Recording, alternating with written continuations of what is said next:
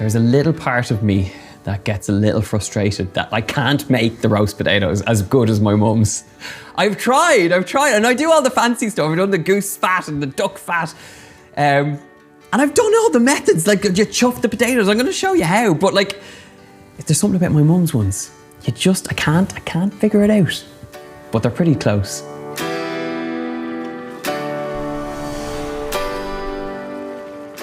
I always believe that if you can master a good roast chicken, you can cook just about anything. There is a lot of moving parts to this recipe, but if you can get your head around them, get them all working in tandem, you have a delicious dinner that is gonna bring the family to the table. We're gonna make up a beautiful garlic herby butter that starts off in a pestle and mortar, and I do need a great hunk of thyme. I always remember getting the job of picking herbs when I was in my mum's kitchen helping her. It's that wonderful smell that just instantly reminds me of a Sunday dinner. So we're gonna start off in our pestle and mortar by bashing up quite a heap of cloves. In with some salt.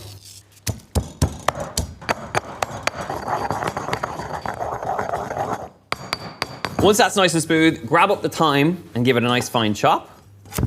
Garlic, butter, thyme, and chicken roasted in the oven is probably one of my most favorite things in the world.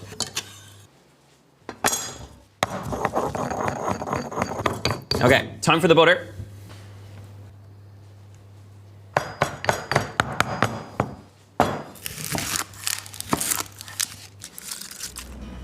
And now it's time to roast. So, chicken goes in. I'm gonna get the onions in and around it.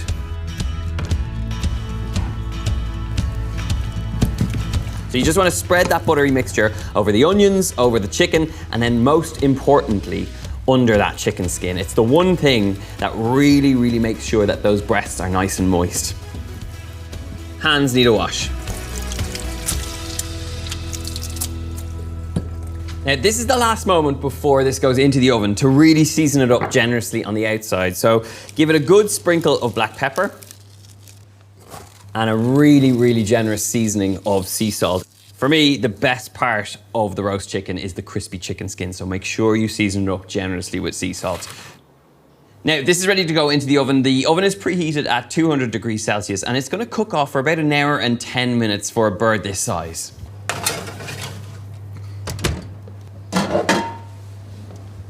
This is the potatoes, and these are not just any potatoes, these are my mum's best roast potatoes. So it starts off, obviously, with some potatoes, but I want to get my pot on with a lot of water in it. Peel these up, and then we're going to slice them in halves or quarters, depending on their size. There's not much of a trick to this, only that we're going to parboil these until they're kind of fluffy on the outside, but still a little bit undercooked on the inside.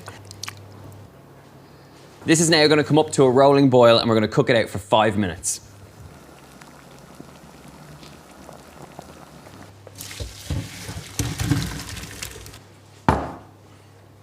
The beauty of them at this point is that they're not going to pierce all the way through and be completely cooked, but it's the outside of this potato that's kind of starting to fluff up a bit.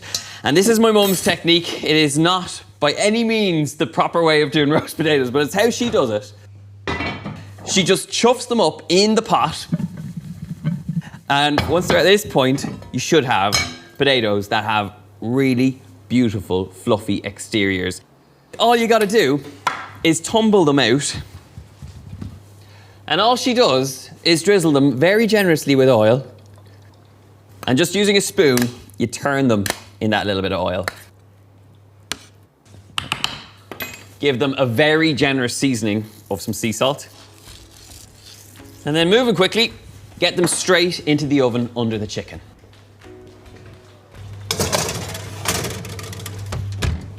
Now, normally my mum would just do steamed carrots, but this is a fantastic little method that just next levels your carrot game.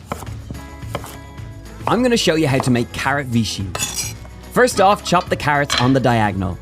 Get them into a saucepan with some butter and a drop of water. To get really glossy carrots, add a pinch of sugar, then cover and cook for a few minutes. While you're waiting, finely chop a handful of parsley to add at the end. I do want to get a bit more veggie action in here, and I do want to take an easy way out. So I'm going to add some frozen peas in here. It'll reduce the cooking time, slow things down, but you'll be left with carrots and peas in that lovely glossy sauce alongside the parsley. Get in there with the peas and let it come back up to temperature. Chicken needs to come out of the oven to rest. This is where it's had that time to roast, and you can see it's gone beautifully crispy. So I want to take it off and rest it. And there's loads of great buttery action in the bottom of this pan, and I want to make sure we use that to create a very simple and very quick gravy. The pan here is the core element of making a really good pan gravy. So I'm going to put this straight on the hob top, but to this we need some stock and we need some white wine.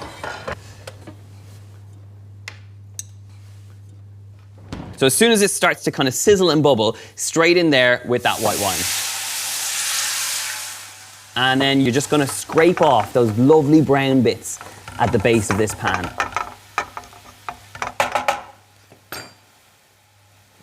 I'm going to pour off that fat, leaving as much of that lovely juicy chicken bits in the bottom as we can. Now, this is liquid gold, so this goes straight back into the pan. It's time to thicken this up slightly with a bit of flour. So cook it out until you start to smell that flour, kind of almost smelling like a chickeny pastry.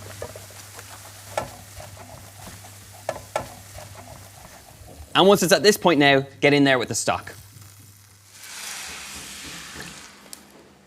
Little seasoning of some black pepper. That's our gravy done. Last little touch is to add some parsley into our veggies. Tiny pinch of salt and pepper, and then just give it a good toss. Okay, we are there. Gravy, veggies, potatoes. I nearly forgot the potatoes. Crispy, gorgeous potatoes. Pretty sure my mum will be happy with those. Right, we've got everything. Let's get plated up.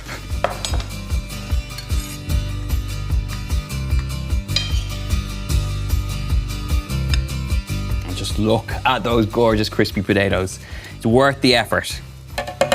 And don't forget the gravy.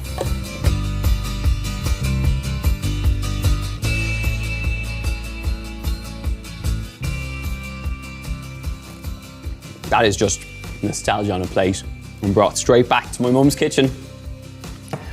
And it's so easy to make. If you get the timings right on this, it's actually a very easy dish to bring together. Super easy and well worth a go.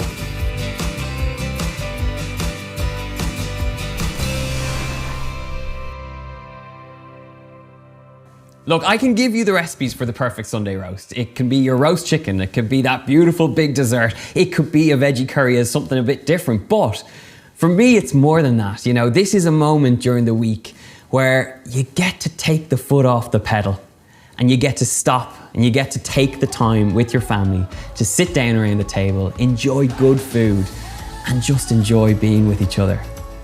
Try not to tear the heads off each other.